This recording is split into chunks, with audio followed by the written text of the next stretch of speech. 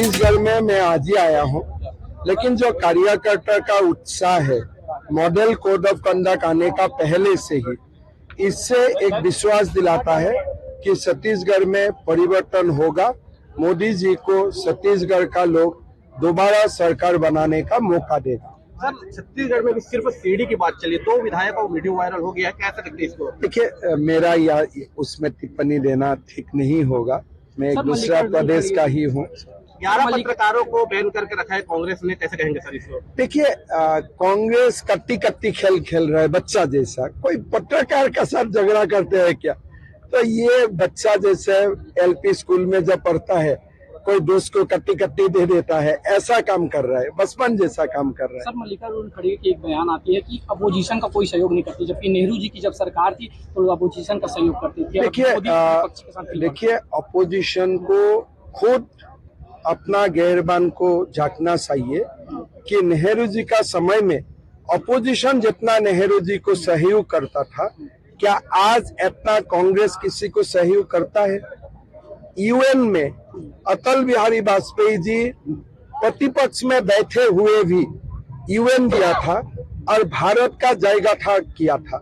आज राहुल गांधी जब विदेश जाते हैं भारत को गाली देता है।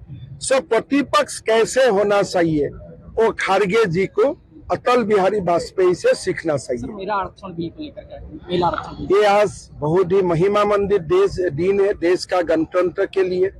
आज हमारे माँ और बहनों को प्रधानमंत्री जी ने ऐसा अधिकार दिया जो अधिकार से भारत का नारी शक्ति का अभूतपूर्व उत्थान होगा। मैं प्रधानमंत्री जी को, मैं भी एक माँ का बेटा हूँ, प्रधानमंत्री जी को वंदन करता हूँ, नमन करता हूँ, अभिनंदन करता हूँ। और देश का इतिहास हमेशा प्रधानमंत्री नरेंद्र मोदी जी को ये ऐतिहासिक दिन के लिए याद करते रहेगा। सर, आज आपने चैलेंज भी कर दिया है कमलनाथ और इसको सीएम भूपेश बघेल से सोनिया गांधी और राहुल गांधी जी को अयोध्या ले आए। देखिए, ये लोग क्या करता है, हिंदू का मंदिर में तो आते हैं, लेकिन जहां आना चाहिए, हमने बाबर को हटाया। एक हिंदू का जो एक सम्मान है, हिंदू का एक उत्थान है, उसका साथ रामलला का मंदिर जुड़ा हुआ है। अगर आप हिंदू है, एक बार जाके रामलला को प्रणाम कीजिए। आज तक सरदार वल्लभ भाई पटेल का प्रतिमा देखने नहीं गया, रामलला में भी आप नहीं जाते हो, किस लिए? एक वर्ग आपका ऊपर नाराज हो जाएगा। इसीलिए मैं कमलनाथ और भूपेश बघेल को बोलता हूँ, आप लोग तो हिंदू हो, एक बार राहुल जी और सोनिया जी को पकड़ के रामलला का सामने लेके जाओ, बहुत अच्छा होगा, देश के लिए अच्छा संदेश जाएगा। जो बिल प्रस्तुत किया गया है उसमें बहुत पुरानी मांग देश के लोगों की थी, कांग्रेस पार्टी की थी, सब लोगों की थी। उसमें सिर्फ लिप सर्विस दी गई है। मैं मानता हूं कि ये बिल बहुत पहले आना चाहिए था और अभी भी जो जहां तक जानकारी मुझे मिली है ये लागू होगा 2029 में।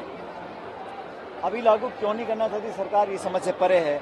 बिल लेकर आ गए लेकिन लागू करेंगे 6-7 साल के बाद, ये मैं समझता हूँ सही नहीं है। अगर सरकार की मंशा सही होती, सब लोगों से बात करते और तुरंत प्रभाव से सारे लोगों से बात करने के बाद तो लागू कर सकते थे। तो कहीं ना कहीं मंशा और नियत में कुछ ना कुछ मुझे फर्क दिखता है, क्योंकि इस प्रकार विशेष सत्र बुलाया और सभी दलों की सहमति है, तो इसको 6-7 सालों के बाद लागू करने का क्या तुक है, ये समझ से परे। सर, एक राहुल गांधी आ रहे हैं जयपुर 23 तारीख को दौरे पे, जयपुर की धरती पे कार्यकर्ताओं से मुलाकात करेंगे। ये पहले से टाइम मांगा था। कांग्रेस अध्यक्ष खड़गे साहब और राहुल गांधी जी आएंगे और हमारे जो बूथ वर्कर्स हैं उनको हम लोग आई कार्ड्स भी देंगे, चिन्हित करेंगे, उनका एक सम्मेलन करा जाएगा और हमारी पार्टी का जो नया ऑफिस बनेगा उसका शिलान्यास भी होगा और कार्यकर्ताओं में ऊर्जा का संचार होगा। अब राहुल जी पहले बांसवाड़ा गए थे, प्रियंका जी टोंक आई थी, खड़गे साहब भीलवाड़ा आए थे और अभी राहुल जी खड़गे जी दोनों जयपुर आ रहे हैं। मैं समझता हूँ चुनाव की तैयारी पार्टी पूरी तरह कर रही है और मैं ऐसा मानता हूँ कि बहुत कोशिशों के बावजूद भी भारतीय जनता पार्टी का जो चुनावी अभियान है वो गति नहीं पकड़ पा रहा है। उसके बहुत से कारण हैं, लेकिन कांग्रेस यहाँ पर अपनी सरकार और पार्टी के दम पर जो हमारा समन्वय है उसके आधार पर हमारी सरकार दोबारा बनेगी, ऐसा मुझे पूरा विश्वास है। இப்போதைக்கு கொண்டு வர மாதிரி தெரியல, சென்சஸ் எடுக்கணும்ன்றாங்க. நம்ம கிட்டத்தட்ட 10 வருஷமா அந்த கோரிக்கை வச்சிட்டு இருக்கோம். தேர்தலுக்கு சொல்லுங்க சென்சஸ் எடுக்கணும்ன்றாங்க, அப்புறம் டீலிமிட்டேஷன் இருக்குன்றாங்க. சரியான ஒரு கிளாரிட்டியே இல்லையே. எப்போ பண்ண போறாங்க? காவிரி விஷயம் சம்பந்தமான சித்தராமையா வந்து டெல்லி போறாரு, எப்படி நீங்க பாக்குறீங்க? சம்பந்தப்பட்ட அமைச்சரை கேளுங்க. சார் இந்த விஸ்வகர்மா திட்டம் வந்து மீண்டும் கொண்டு வந்திருக்காங்க. எடுத்துருக்கோம்ல. தமிழ்நாட்டுல தீண்டாமை அதிகமா இருக்குன்னு சொல்லிட்டு கவர்னர் சொல்லிருக்காரு, எப்படி பாக்குறீங்க? ஆமா, அதுதான் சொல்றோம். நாங்க அதான் சொல்றோம், சனாதனத்தை ஒழிக்கணும்னு சொல்றோம்ல. அதுதான் ஜாதி வேறுபாடுகள் இருக்கக்கூடாது. பிறப்பால் ஆமா நம்புறேன். நீங்க நம்புறீங்களா? நீங்க நம்பலையா?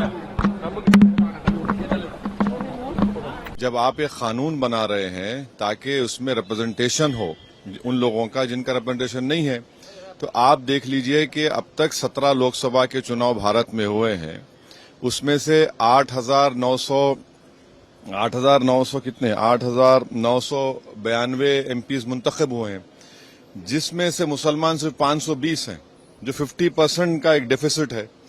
उस 520 में मेरे ख्याल से मुट्ठी भर मुस्लिम खवातीन हैं। तो आप रिप्रेजेंटेशन कहां दे रहे हैं? किसको दे रहे हैं रिप्रेजेंटेशन? जिनका रिप्रेजेंटेशन नहीं उनको रिप्रेजेंटेशन मिलना चाहिए ना। तो इस बिल में सबसे बड़ी खामी यह है कि इसमें ओबीसी महिलाओं को और मुस्लिम महिलाओं के लिए कोई कोटा नहीं रखा गया, इसलिए हम इस बिल के खिलाफ हैं। तो आप ये नहीं मानते कि तमाम जो महिलाएं हैं उनको भी कैटेगरी में बांट रहे हैं आप, या तमाम महिलाओं का सम्मान होना चाहिए?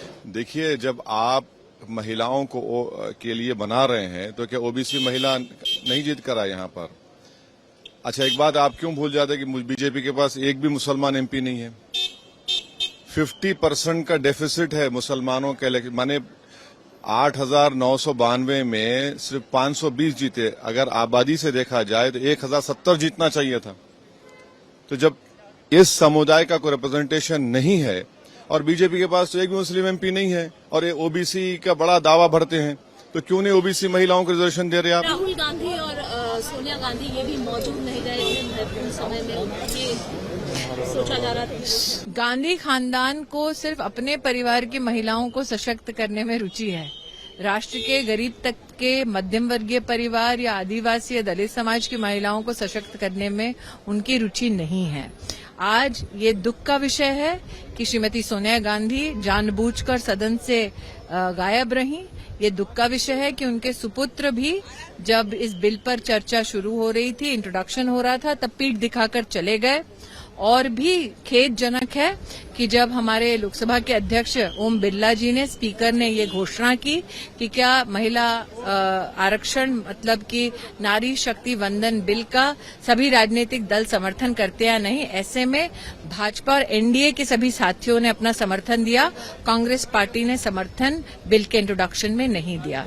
तो ये दोगलापन क्यों सोनिया जी? शायद इसका मुझे नहीं तो देश को तो जवाब मिल ही जाना चाहिए।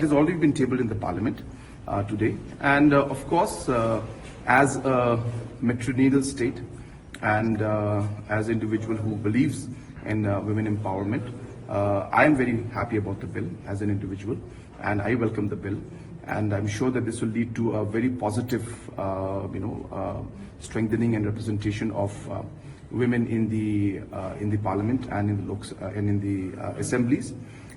And of course, as a state also, it's something that I'm sure that the state as a whole will be also acceptable, because it's one of the few states in the country that believes in socially empowering women by means of having a matrilineal. It's a part of our culture.